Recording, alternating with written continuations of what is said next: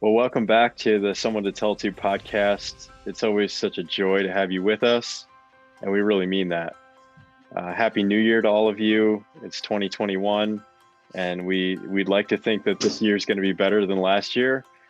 We know it's been a hard year for so many of us, and we just we know and trust that this is just maybe our philosophy of life, that the good will come out of this, and we trust that 2021 will bring unexpected gifts and surprises, and hopefully utilize 2021's brokenness and pain and suffering, and find some ways through it and around it. Our guest today, she's we believe a great one to start out this new year with. She's a friend of ours. She lives in the Netherlands. We've had the privilege of meeting her in person twice and several times through Zoom.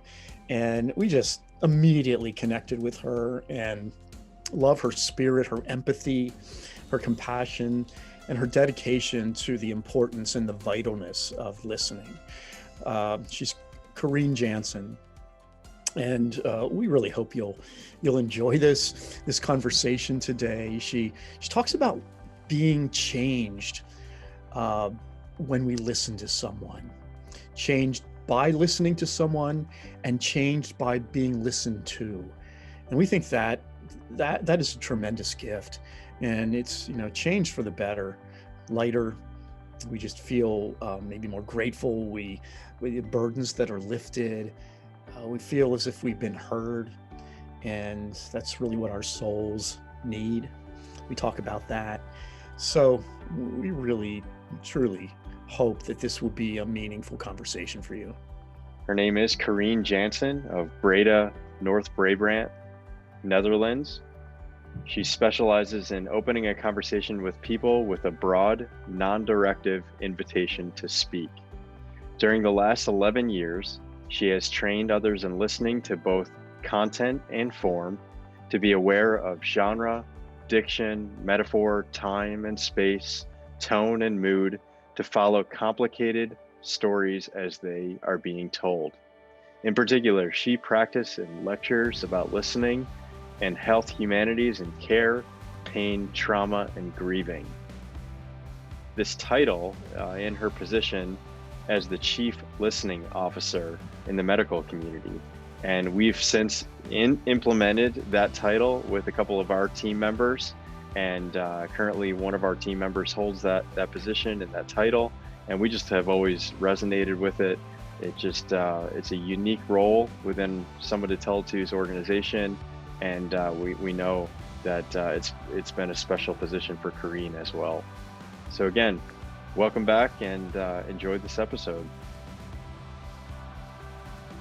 Well, Corine, it's so good to have you on the Someone to Tell To podcast. And for all of our listeners, we must admit, off camera before we press record today, we wanted to make sure that we had her name correctly, because there is a little bit of a mispronunciation, I think, at times here in the United States, based on her name and her tradition and the culture that she comes from. So we did clarify that, and hopefully I pronounced it correctly.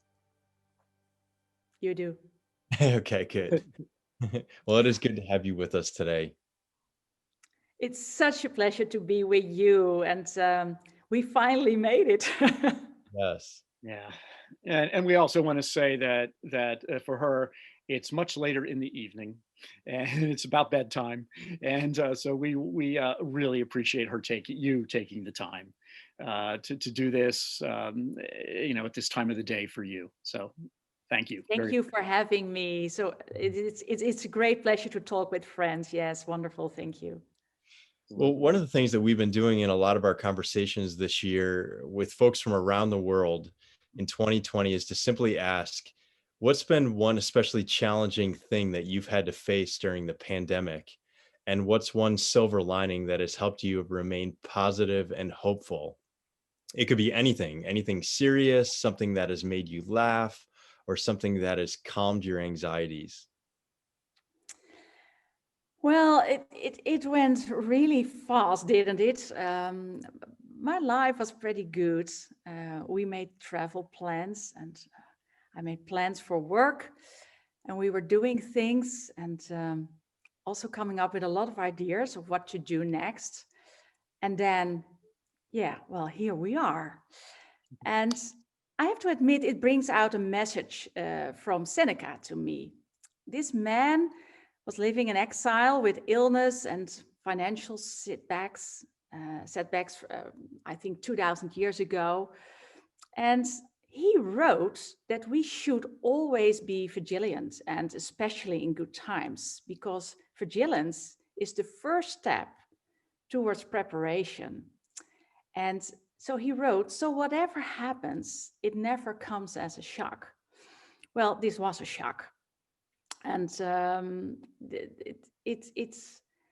it was an unprecedented reminder of the truth that what he wrote 2000 years ago.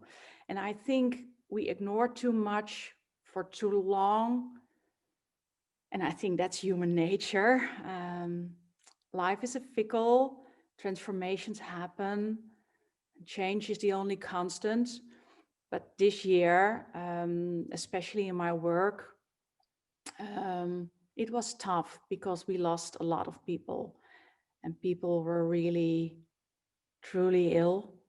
And the thing was that it appears that no one is so rich or so healthy or so strong or smart that they can avoid this pandemic. This virus does not distinguish between people. And well, so it was a tough year, but the world teaches us something every day. And your question about, well, what I call silver lining, I think that is really easy to answer for me because I worked a lot and those were painful moments. And these past months, I will not forget. I don't think anyone will forget. But I went outside a lot during lunch and after working day. I went to nature. I walked a lot. I took those wandering walks that Seneca talked about. And I did walking, I was listening to nature, and I was looking to animals. So for me, walking in nature, silence was key. And we managed, and that was my hope. Nature is my hope, but I think we fight with nature, and I think nature will always win. So it will be still challenging. We share that with you. We love to be out in nature as well. And whenever we have something vital, significant, or even hard to talk about, when we're together, we will tend to walk. We'll go find some woods, a trail, a park, a path somewhere where we can be outside with we hope sunshine and nice skies and trees and flowers, and even when those things, trees and flowers, aren't blooming, certainly still to be outside even when the sky's gray can be good too. And we love that, and that is a place where we constantly find answers, and we find our way forward when we're not sure how to go forward, or what to do, what to say, how to respond to something. And so we probably resonate with that very strongly. Yeah, nature is a great gift. Corine, maybe it's the greatest gift of Earth. Yeah. I'd like to add to Seneca and another quote that we've used, and we used it in our second book. And here's something that it's a he, correct? Yeah. So he said, "To whom can any man or woman say, 'Here I am'? Behold me in my nakedness, my wounds, my secret grief, my despair, my betrayal, my pain, my tongue which cannot express my sorrow, my terror, my abandonment. Listen to me for a day, an hour, a moment, lest I expire in my terrible wilderness, my lonely silence. O God, is there no one who listens? Is there no one to listen, you ask? Ah, yes, there is one who listens, who will always listen. Hasten to him, my friend. He waits on the hill for you alone. Yeah, that's Seneca. Yes. Yeah. That's beautiful. Yeah. Yeah. We love that. We love that passage. Yeah. So you're an expert in health humanities. We'd love for you to talk with us about what the health humanities are and how they are used in listening and understanding others and their experiences. Well, first of all, I will never call myself an expert of anything. I have knowledge, but that doesn't make me an expert. I'm trying to do my best, and I will never say this is true because I'm an expert. I'm always questioning my perspective, but for me, health humanities is an interdisciplinary field of study that draws on aspects of the arts and the humanities, and in its approach to healthcare and health and well-being. And for me, it involves the application of visual arts, but also music, literature, history, philosophy, and in healthcare, you have to practice, we call that the narrative practice, and you need that for critical and skilled attention to people's narrative, and using these arts and humanities encourage creativity and reflection. So I use health humanities to offer people a possible feeling of being heard and seen. But if you allow me, I would like to share some perspective on care and illness, if you don't mind, because I believe that a somatic illness affects not only the body but also the mind, and it disrupts a person's sense of being a unified self. And I can't describe it more beautiful than Arthur Frank did in the Wounded Storyteller, the Wounded Storyteller. Because he wrote that a serious illness opens a rupture in the self. So for me, that means that there is a before illness self and an after illness self. And it's really important to understand that. And I think that health humanities helps us to understand, because what I noticed by working in healthcare is that medicine and science work through generalities, but our lives are lived as singularities.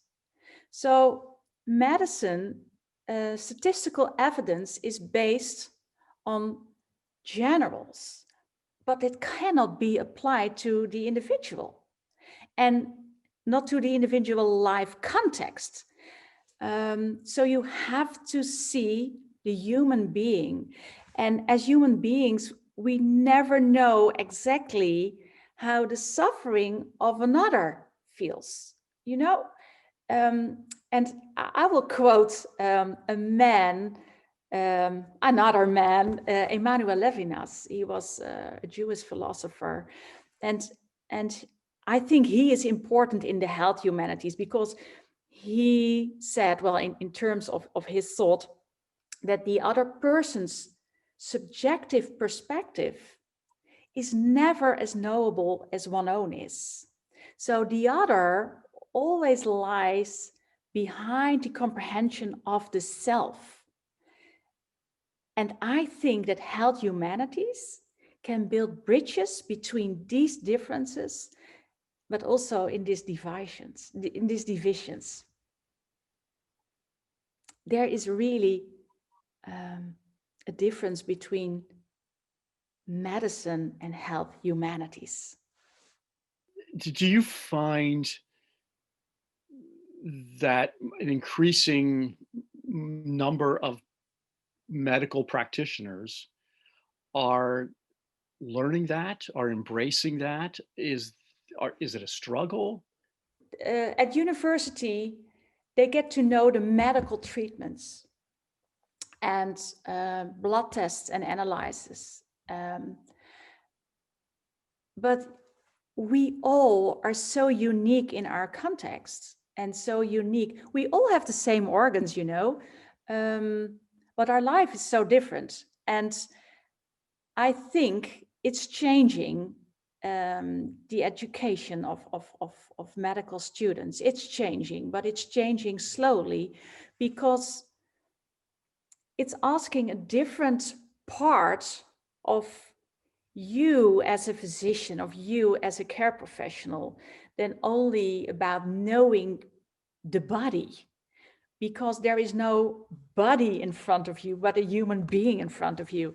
So it is a struggle, still it is, but I think people are open and willing to have a better understanding about the human, and that's the word human-centered care is from the 1960s. We already talked about human-centered care in humanism in the 60s, but we are making progress. We are making progress, but it's slowly.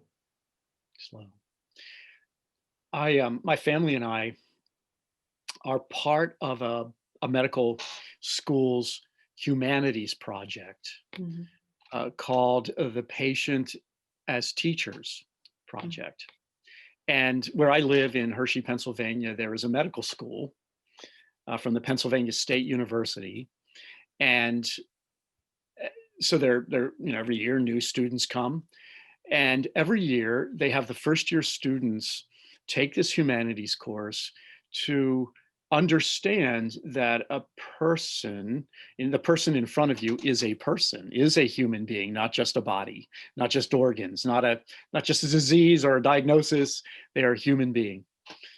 And they pair medical students, usually in pairs, with a patient who has a chronic condition, whatever it may be, and they, for a whole school year, interact with that person and visit them in their homes, or go to doctor's appointments with them, see what they do every day, and get to know their families. Our family's been doing this for at least 8 years now, because we have a son. One of my sons has severe to profound intellectual disabilities, as well as autism. So he needs 24-hour care and attention. He can't talk. He doesn't talk. He is not toilet trained. He needs help to do everything, to dress himself, to eat, to just go through life. And so, we agreed to do this, be part of this project for our son, because we embraced that concept of seeing a person not as a disease, not as a statistic, but as a human being, and understanding. And it's been one of the most fulfilling things that we have done as a family. And one way we as parents can have our son's disabilities be redeemed in some way, in some large way, through the larger whole, for greater good. And so we're very proud to do that. So again, resonate very strongly with what you're saying and that need. And I'm proud to be living in a community where there is a medical school that believes that and is teaching that right from the beginning. Perhaps, I think I understand, it was the first medical school in the United States to incorporate this into their teaching. So I'm also proud of that. A large step. It's a great step. I know that the Radboud University in Nijmegen in the Netherlands is doing the same. And I think they started 4 or 5 years ago. And it's a big step, not only for the students, but also for the families and for the people who are suffering. It is really changing our perspective on care, but it's also changing our perspective on a human being and the vulnerability of a human being. Yeah. That's right. This might be a good time to ask you about your blog that you've written, which both of us have read and resonated with. And I think it would be helpful for our listeners to learn more about it, called The Stratification of the Individual. Could you Yeah. talk a little bit about that blog for us? Yeah, I will. Well, several years ago, I think it was 2013 to 2014, I was diagnosed with an autoimmune disease. And suddenly I was a patient. And I had difficulties with that.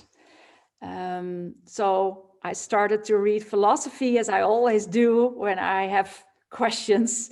And I think that in healthcare, we call people who are ill patients. But when you're looking at the word patient, it means suffering, but also patience and persistence. And suffering is well, I just mentioned that there is a before being ill and an after being ill. The suffering can be physical and mentally. So there is a connection, and I think that a patient is someone who gets medical or nursing assistance or paramedical help. But I had to admit that I was not feeling a patient all the time. So a doctor says, well, I will see a patient. But when I'm visiting my doctor, I don't feel as a patient most of the time. And I noticed that our whole healthcare system is designed on the definition that you are requesting for help. And I think that everyone is requesting for help someday, sometimes, and even, well, maybe all the days of your life in some way. But someone can suffer for no medical reason and requesting for help. Is that someone a patient or not? Or is he only a patient if he or she asks for help or an intervention? Is someone suffering from life a patient, or is that not necessary? So I was really searching for who am I now with this diagnosis of an autoimmune disease. And well, when you look to the history, I just mentioned it, because the term patient implies expectations, in my opinion, but also assumptions and some way of communication. But if I am asking for help, but not suffering from a disease, am I a patient? I don't know. So I have to admit that I'm not suffering the whole time. I have pain every day, but I'm no longer suffering from it because it's part of me. So I don't call myself a patient. And I know a lot of people, well, for example, a diabetes patient. Well, a person with diabetes is getting treatment. But the question is, does he feel or she feel a patient? Or, well, I heard most of the time they say, I have diabetes. That is something else than I am a patient.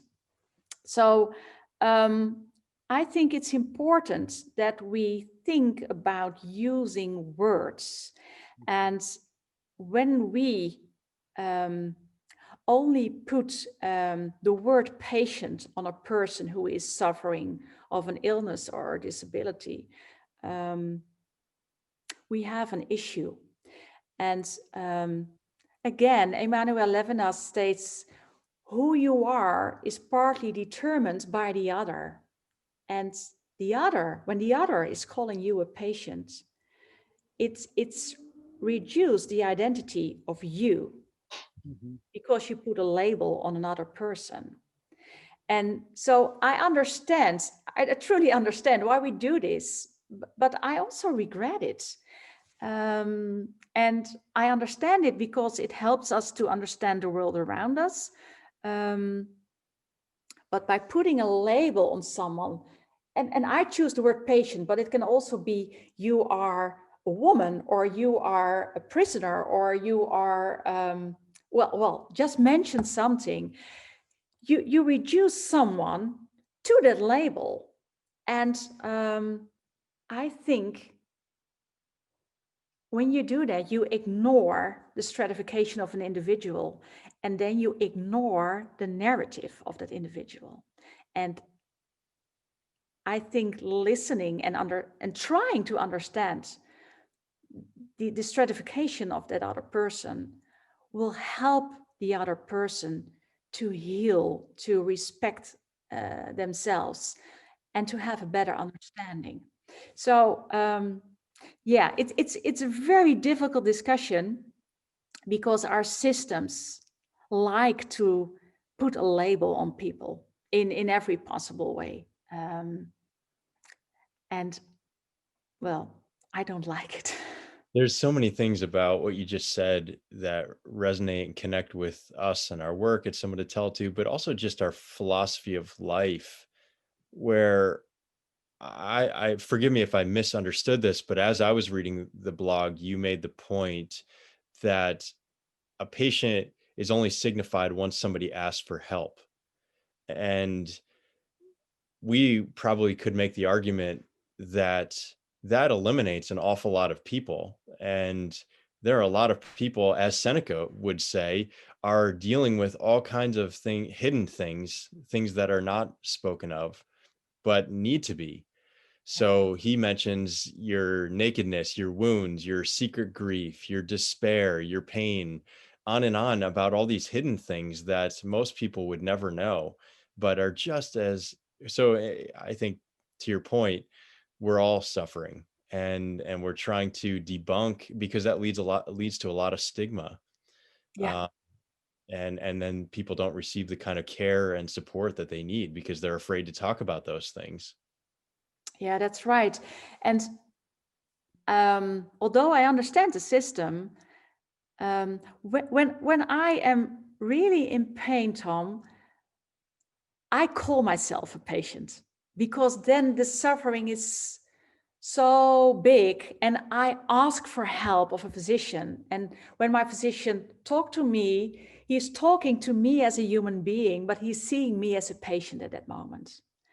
But when I'm not suffering and I'm visiting him, and we have a conversation about quality of life and about how to deal with stuff in life, I'm not a patient. I'm just Corine. And I wanted to be treated like that, and I want to communicate in that way. And I have to admit, I asked my physician, I will call you doctor when I am suffering, and when I'm here as a patient, and otherwise I will call you by your name. Love that. Corine, you've said that listening is being able to be changed by the other person. Could you share a story of a time when, through listening, you were changed by another person? Well, I think that my narrative is changing after every encounter. But let me share the story of what I call the closet.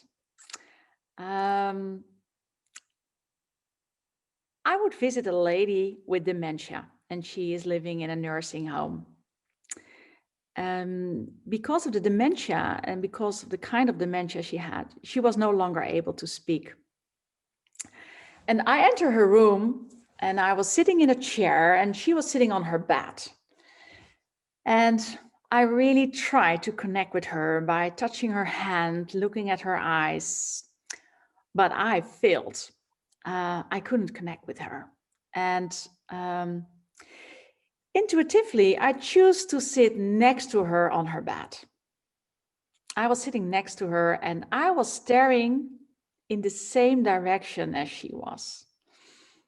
And I saw a closet, a dark brown closet. And I looked around in her room and I found a book of art.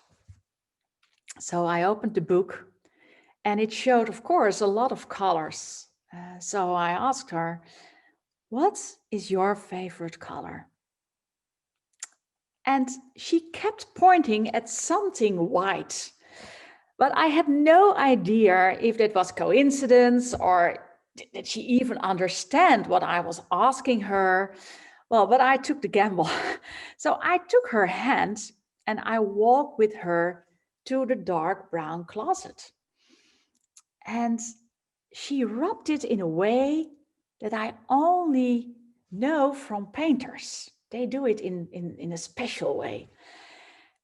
And I brought her back to her bed and went to search for the technical man in the house. And I asked him, "Do you have sandpaper?" And he said, "Yes, ma'am, I have." And I said, "Well, can you give me some sandpaper?" And I went back to her with that little piece of sandpaper. And she took it from me. And she walked back to the closet, and I walked together with her. And she started sanding a part of the closet in a very thoughtful way. And I picked up the book and I asked, "What color should the closet be?" And again, she pointed white. Well, to keep the story short, 2 weeks later, I received a photo of the white closet. She painted the closet white with a volunteer. And I tell this story because she was not able to speak. And therefore, I need to listen in a totally different way. And this meeting, this real encounter moved me enormously. And when I got the photo, I cried.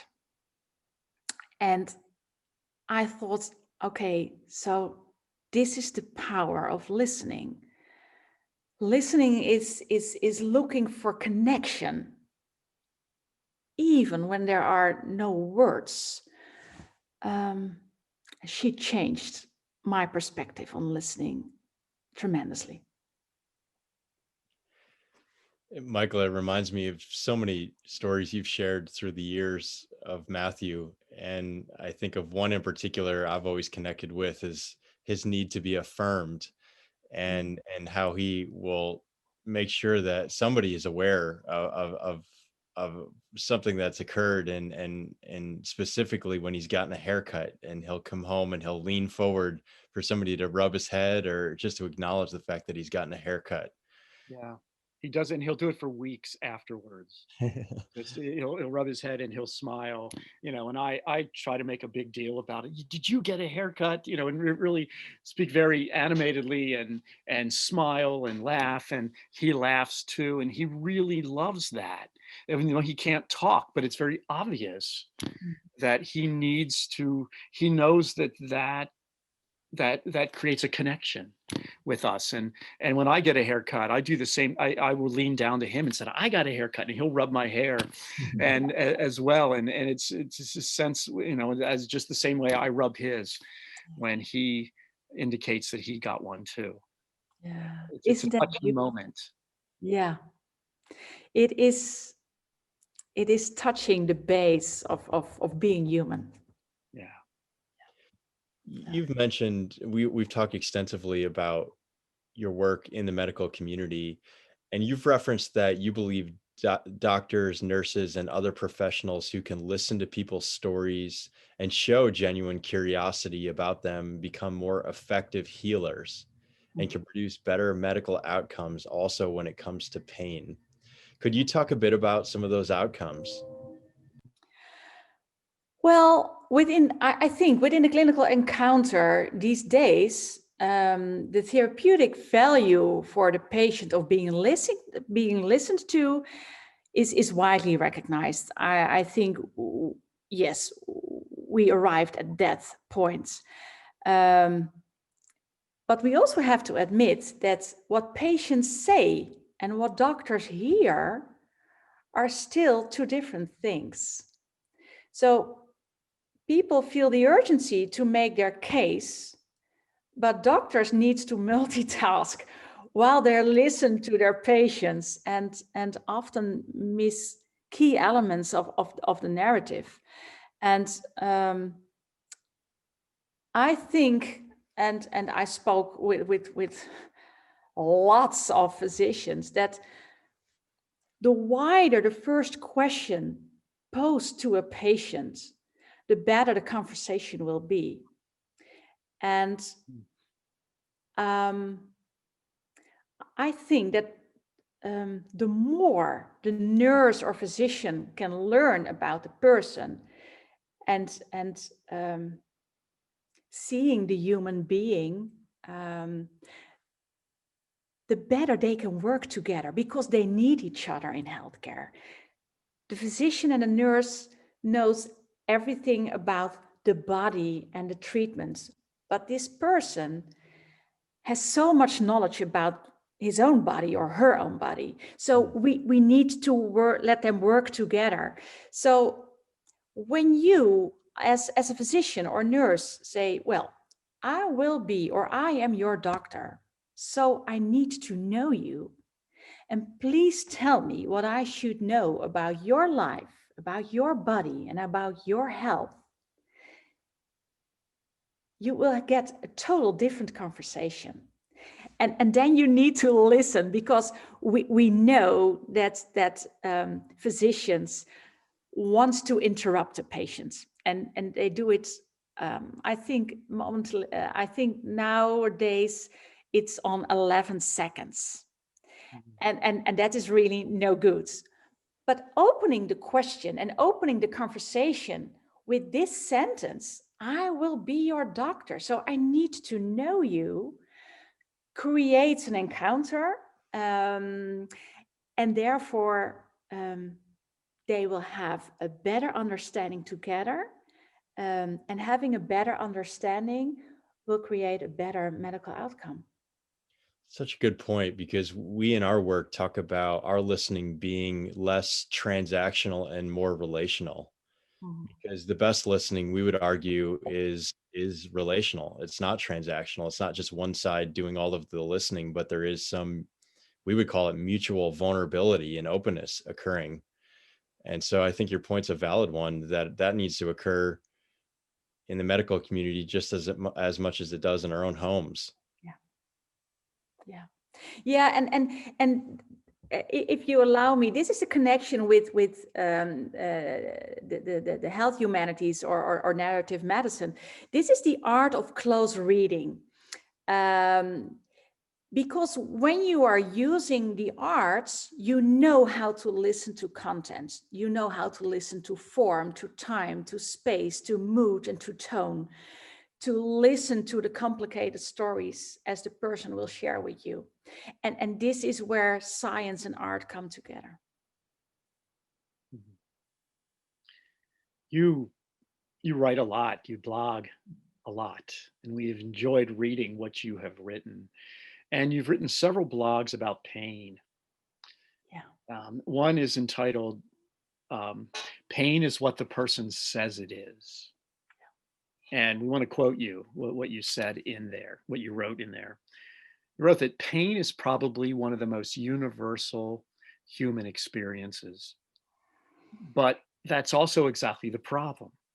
You may be able to imagine the pain of a loved one, but you have absolutely no way of knowing exactly how that person feels. Could you say more about that?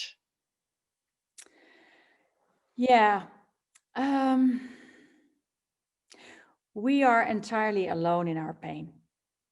And it's just impossible to know whether the sensations you feel are the same as that of anyone else. And we are trying to find the right words to describe pain. But I have to say, we come up empty. And the painting of Edvard Munch's painting, the Scream, it's a great example of this. We want to scream as loudly as we could, but we are unable to make a sound. We hesitate. We are unsure how to begin, how to describe what feels so immediate and intangible at the same time, and no one else could ever understand. So both parties become frustrated because the physician don't have enough time to wait for you to find the words. And that's because we are incredibly ill-equipped to describe our pain in words. But our language just can't do it that well. So we end up with reaching for metaphors to help us out. I recently spoke to a man, and I showed him the painting of Frida Kahlo, The Wounded Deer. And that's a horrible painting. It's beautiful, but it's horrible. It's really about pain. But talking about the painting gave him time, but also perspective and meaning to his own pain. So art affords us the luxury of seeing from another perspective, and also in a less hectic time frame, of course. But it enables us to see and then reflect. And that is not the issue when we are visiting our doctor. And it's also not the issue when we are saying to our loved ones, I'm in pain. So I would like that physicians ask another question, not how much pain, when did the pain start, but what would you like to tell me that no one has asked you about your pain before? Mm-hmm. Or if you wake up without pain, what would you do? What are your goals for managing your pain? If we ask questions like this, we have another conversation. And I think that these questions will help us to set up what I call a human-centered conversation. And especially in pain, we need a human-centered conversation. Talking about human-centered conversations, there was a post that you made on your website about a conversation between Anderson Cooper, a correspondent on CNN, and Stephen Colbert, the comedian and American late night show host, in which they talk about the deaths of their parents and their brothers. Stephen's father and two of his brothers died in a plane crash, and Anderson's father died when he was 10, and his older brother died a few years later through suicide. During the conversation, Anderson Cooper confessed, because of those painful deaths, I'm a different person than I feel like I was meant to be. That statement touched you, it touched us. Would you like to tell us why and what it means to you? Yeah. It touched me deeply. It still touched me deeply. Mm. He was very convinced about this, and it seems to hurt him. And I was wondering how the pain of grief changed him and who he hoped to become before losing his dear ones. what were the feelings related to this sentence, or what is his narrative? And I was wondering, are we not all other persons than we hope to become, because we are living our lives, because we are suffering, because we're in pain, because we are grieving?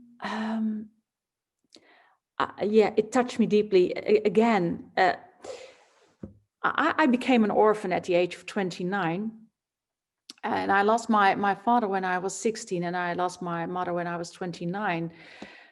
And after that, I felt my life would change in a way I couldn't imagine.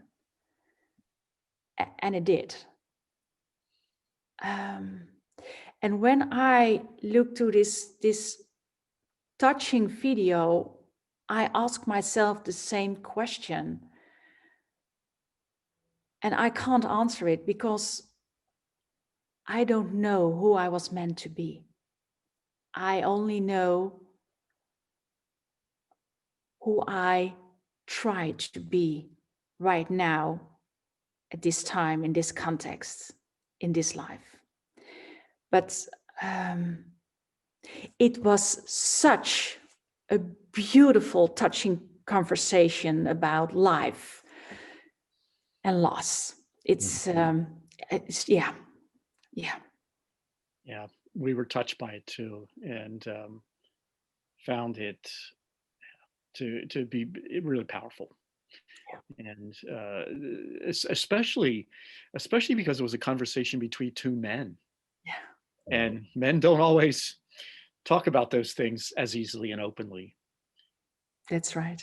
And so that's something that we, Tom and I, try to do, certainly with each other, but try to model, to be more open, more vulnerable, and to share more of those kinds of things and feelings that we have. And so I think that's why it was also powerful for us, because it was men who were doing that when we Yeah. don't always as men want to do that.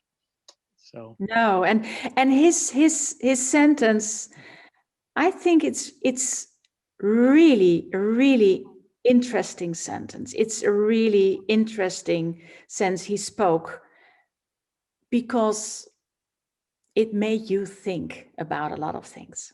Mm-hmm. yeah, for many of us, life is a search for meaning. Where do you believe? Because we know you've written some things, or you've made some statements about this, but where do you believe we get the meaning in life from? Wow.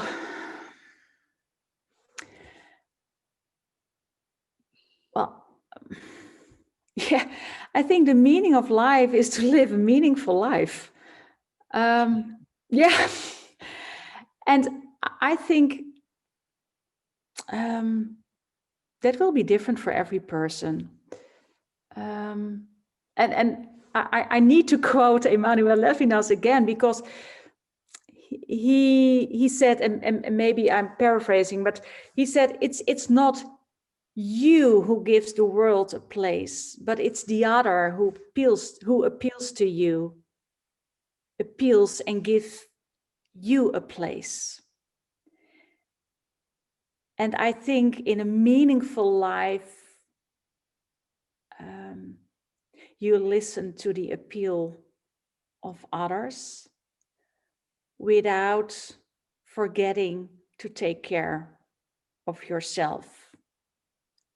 Because if we forget to take care of ourselves, we are not able to take care of others. But I truly believe that the other gives us a meaningful life. Yeah, this is a really difficult question, but yeah, immediately I think about Levinas and this sentence of him. Yeah, it's the other, I think. Yeah, I think for us, it's to a point you made in actually your TED Talk in 2015. you shared a story about a patient, and you who shared a touching story about her lying in the hospital being treated for cancer. And one of her doctors tried to suggest a treatment, a protocol for her, and she refused it, declaring, "I am a human being. I don't want to fit into a protocol." And I think we're all about this work of trying to allow people the freedom to be human. Mhm. Absolutely, absolutely. And this lady, she was a beautiful lady, but she was screaming. She was in pain. She was screaming, "Please see me. Please hear me." And I was so proud of her that she was able to scream.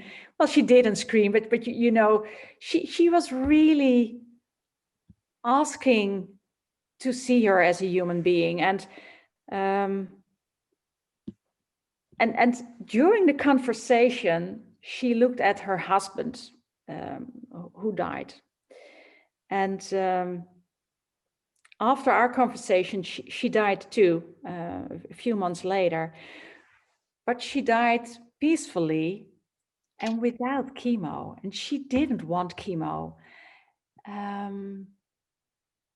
But I saw her strength when she said, "Please see me, please hear me."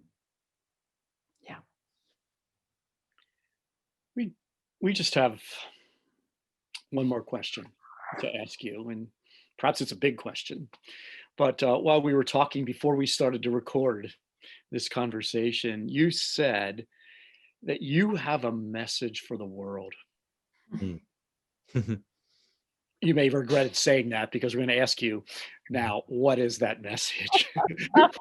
What is the message that you want the world to know, to hear? I want to ask people to choose more often, to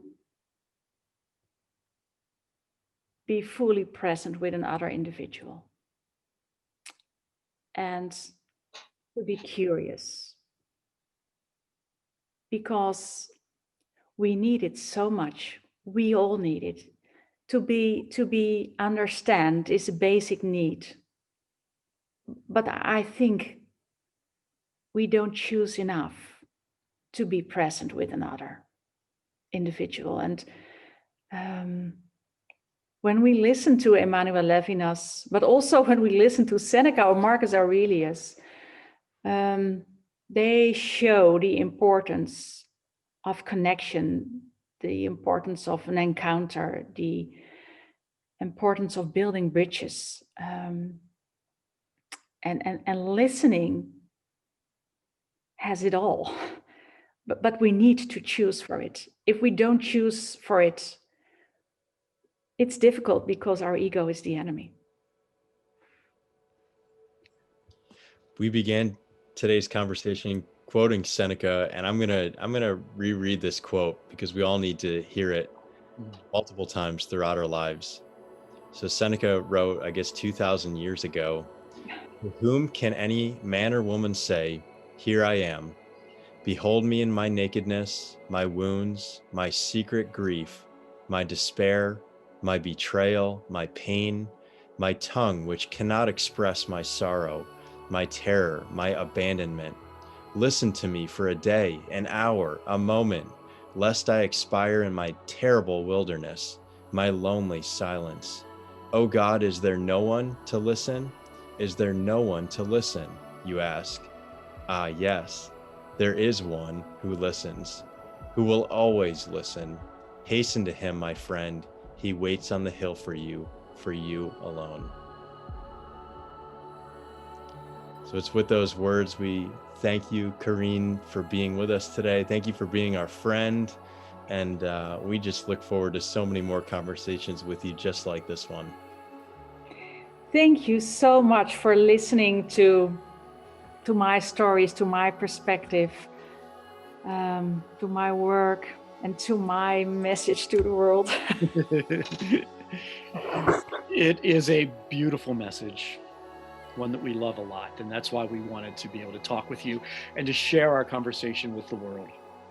So Thank you for your friendship, guys. Thank you. Thank you. Well, again, we hoped that you enjoyed this conversation. And following the interview that we did with Corine, she sent a message to me because we had a brief mention about my son, Matthew, who lives with severe intellectual disabilities and autism. And Tom encouraged me during that interview with Corine, as you heard, to tell a little story about Matthew and what life is like with him. Well, Corine didn't know about him and about our family's experiences with a child with disabilities, and she messaged me following our conversation and asked would I be willing to talk with her again in a non-recorded way, but just talk about what it's been like to live with Matthew. And I said, yeah. And we arranged to do that. And we had that conversation. It lasted about an hour and a half. And I was so moved by Corine's sense of empathy and the questions that she asked, some really insightful, incisive questions, some of which I don't know that I've ever been asked before. And it really showed, in my mind, her absolute skill at asking questions that get to very deep matters. And we can only imagine how good she is at what she does in the hospital where she works, and with other people with whom she speaks, and provides information and insights about listening. So I just want to thank her personally for that conversation and how much it meant to me. And I blogged about it, and you can find it on the Someone to Tell It To website, and on Facebook page, and LinkedIn, and just really proud of being able to just be in conversation with her about that. Well, thanks again for tuning in today. We again wish you a very meaningful 2021 with much promise and hope. And there's so many takeaways from today's conversation with Corine. And we'll be sure to, in the link, we had referenced in the interview a conversation with a few public figures here in the United States, and we'll be sure to share that conversation as well. So again, we just really appreciate you tuning in, and please take a moment if you can and subscribe to the Someone to Tell It To podcast. Like us on Facebook or Twitter, find us on Instagram, and continue to learn a little bit more about our work. So thanks so much. Until we listen again.